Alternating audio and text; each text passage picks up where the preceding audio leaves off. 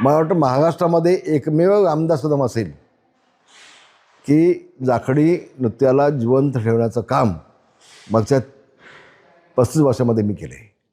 आणि त्यामुळं इतकं प्रोत्साहन मिळालं. गावागावामध्ये वाडीवाडीमध्ये जाखडी नृत्य निर्माण झाले. माझ्या दिल्लीला टाळनाळामध्ये संध्याकाळच्या वेळेला देवळामध्ये आरतीला ते टाळ वाजायला लागले, पकवाज वाजायला लागले. मला खूप समाधान वाटलं. आजच काम झालं आहे माझं ते. आता मी आजकालपर्यंत माझं काम होतं, आता योगेशदारांनी काम हातात घेतलं आहे ते. आता माझं पुढचं जे आहे ते सगळं तो स्वतः चालवतो आहे आता. खूप समाधान वाटलं मला. आणि आज शासनाने त्याची दखल घेतली आणि आमच्या कोकणाला जाखडी नृत्याला न्याय दिला. मी सरकारचे मनापासून आभार मानतो. धन्यवाद. काल सांस्कृतिक मंत्री आशिष शेलार जखने दौऱ्यावरती आले होते आणि त्यांनी आमदार भास्कर शेठ जाधवांच्या कार्यालयात भेट दिली. ही भेट पुरेनिधी होती असं ते म्हणतात. म्हणजे नेमकं काय म्हणायचं? पण चांगलं आहे ना ते, काय अर्थ नाही. एका राज्यातल्या मंत्र्यांनी विरोधी पक्षाच्या आमदाराच्या कार्यालयाला भेट देणं हे चांगलं आहे. वाईट काय त्यामध्ये? पुस्तक गडबडीत आहे. काही नाही, कुठं गडबड नाही. तुम्हाला एक आठवण करून देतो. मी ज्यावेळेला आमदार होतो आणि विजयसिंह मोहिते पाटील ज्यावेळेला मंत्री म्हणून चिपळूण आले होते, तेव्हा चिपळूणमधून जेवायला ते माझ्या घरी आले होते जामग्याला. तर प्रत्येक वेळेला भास्कर जाधवांना कावेळणीच बघणं हे पण योग्य नाही ना. नाही पण भाई आपण त्यांनी बोलवलं असेल, बाबा तुम्ही बाजूला येतात माझ्या कार्यालयात या, आले की नाही. मी तर म्हणतो आशिष शेलार यांचा मोठेपणा आहे मला जातो. आशिष शेलार यांना मी धन्यवाद देईन की पक्ष डोळ्यासमोर न पाहता एक लोकप्रतिनिधी म्हणून त्यांनी भेट दिली. आशिष शेलारांचं कौतुक. भाई तुम्ही इतके वर्ष खूप जवळचे मित्र होता.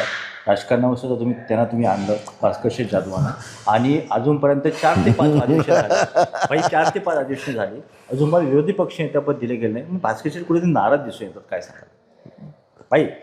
काय हो, नाही मी स्पष्ट बोलतो. तो बिचारा रात्री झोपत नसेल. त्याच्या ध्यानी मनी स्वप्नी जळी स्थळी पाष्टी पाशानी ते फक्त त्याला बिचारायला विरोधी पक्ष नेतेपद दिसतं त्याला. तो सभागृहामध्ये देखील अशा आविर्भावानं बोलतो. मी काल हसत होतो. याचं उत्तर कोण देणार आहे? तुम्ही देणार आहे, मग कसं आम्ही बोलायचं? मी बोलत नाही. म्हणजे अगे एक राज्यमंत्री जर उत्तर देत असला, कॅबिनेट मंत्री आता आहेत, पण ते जे आविर्भाव आणि जे बोलण्याची स्टाईल, म्हणजे मी कोणती फार मोठा माणूस आहे, मी सामान्य माणूस आमदार नाही आहे.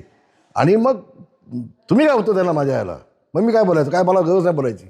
हे जे काल पाहिलं ते मला वाईट वाटलं थोडंसं. विधिमंडळ कायदेमंडळ आहे. तो आशिष जयस्वाल अभ्यासू राज्यमंत्री आहे, खूप अभ्यासू आहे. तर अशा पद्धतीनं त्यांचं मी जे कालचं पाहिलं विधिमंडळातलं, ते त्यांच्या डोक्यात गेलेली हवा आणि मी किती हुशार आहे बघा आणि मला लवकर काहीतरी द्या याचं ते, हे असा एकमेव कार्यक्रम चालू आहे त्यांचा. त्याला शुभेच्छा. लवकर काहीतरी द्या पाहिजे नेमकं भाई. काय मग काय त्यांच्या मनात जी काय इच्छा असेल ती पूर्ण व्हावी. कुठून इच्छा पूर्ण व्हावी? नेमकं कुठे इच्छा पूर्ण? आता आशिष शेलार आज गेले त्यांच्या ऑफिसमध्ये, त्यांनी त्याची नोंद घ्यावी. म्हणजे कुठेतरी त्यांच्या ऑफिसमध्ये गेले बिचारे, त्यांनी नोंद घ्यावी. कुठेतरी भास्कर शेठ जाधव भाजपकडे जाण्याच्या मार्गावरती असं वाटतं. तर मी कशाला बोलायचं? मी बोलणं ठीक नाही. आपल्या हातामध्ये जोपर्यंत काय नाही, कोणाला बदनाम करणं ठीक नाही आहे. मी काय भास्कर जाधव नाही, मी रामदास कदम आहे. मी प्रत्येक शब्द जबाबदारीने बोलतो. पण एवढं निश्चितपणे भास्करजी मोठी स्वप्न बघतायत, ते साकार होत नाही बिचाराची स्वप्न. तेव्हा आता स्वतः मंत्री महोदय भाजपचं गेल्यानंतर काय फरक पडतो काय बघू आता पुढे भविष्यामध्ये. आगे देखो होता है क्या देखेंगे. खूप मजेची गोष्ट आहे. उद्धवजींनी रामरक्षा म्हणावी, खूप मोठा विनोद आहे. खूप मोठा विनोद आहे.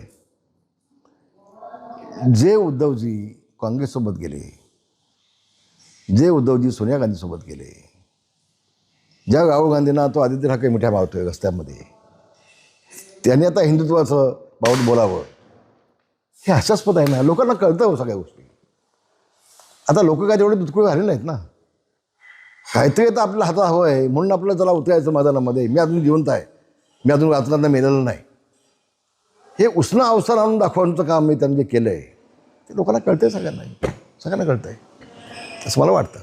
जयंत पाटील यांनी मुख्यमंत्र्यांची घेतलेली भेट हो मला एक सांगा, मुख्यमंत्र्यांना कोणी भेटायचंच नाही विरोधी पक्षाच्या आमदारांनी. जयंत पाटलांचं मतदारसंघातलं काय काम असेल, अन्य कुठलं काम असेल, मुख्यमंत्र्यांना सगळे भेटू शकतात. पण ते भेटले म्हणजे त्यामध्ये काय ती काळा आहे असं तुम्ही पत्रकार मंडळ का बघताय मला सांगा. जयंत पाटील अतिशय चांगला माणूस आहे, हुशार माणूस आहे, स्वच्छ माणूस आहे, माझा जवळचा मित्र आहे. मी त्याला जवळनं पाहतो, मी जवळनं ओळखतो. परवाशी पण त्यांनी विधिमंडळामध्ये बोलताना योगेदादाला आठवण दिली की आपण रामदासबाईंचे सुपुत्र आहात, त्यांचा वारसा आपल्यासोबत आहे. हे लक्षात घ्या. म्हणजे ती संस्कृती ती त्याला आहे आणि म्हणून त्यांच्या वतीमध्ये असं कुठेही डाग लागेल असं बोलणं चुकीचं होईल असं मला वाटतं. त्या भेटीदरम्यान सुनील तटकरे आणि प्रफुल्ल पटेल सुद्धा होते असं सांगण्यात आलं होतं. सुनील तटकरेच्या बाबतीमध्ये काही होऊ शकतं. सुनील तटकरे कुणाचा होऊ शकत नाही, कुणाचाही नाही. त्याच्या बापाचा पण होणार नाही. तो तटकरे जिथं खाईल ना, जेवेल तिथंच शेत करणार. ही तटकरेची औलाद आहे. तर तटकरेच्या बाबतीमध्ये न बोलणं अधिक चांगलं आहे असं मला वाटतं. धन्यवाद. जय महाराष्ट्र. महाराष्ट्रातील ताज्या बातम्यांसाठी बघत रहा टाइम्स टुडे 18 सोबतच शेअर करा, सबस्क्राईब करा आणि बेल आयकॉन प्रेस करा.